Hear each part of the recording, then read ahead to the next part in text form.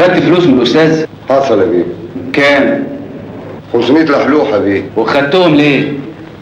حلاوه الاموره الحلوه دي. وفين الفلوس دي؟ مفيش فلوس، زي ما جت زي ما ضاعت.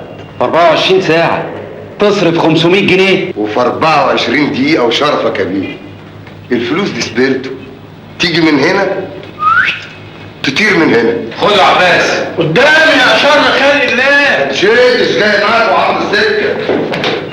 انما حضرتك دفعت 500 جنيه عشان بنتي؟ ايوه 500؟ ايوه.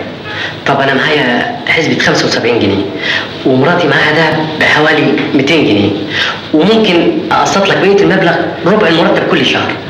يا اما تديني فرصه اعمل سلفيه او استبدال معاش او اي حاجه، انما مبلغك في الحفظ والصون.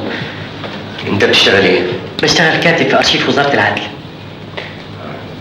طب خد بنتك وروح دلوقتي، زمان امها مستنياها على نار. طب ممكن اسمك وعنوانك؟ مش مهم، يلا خد بنتك لو وروح. سمحت. يلا اتكل على الله، اتكل على الله. باي باي يا عم. بالسلامه يا حبيبتي.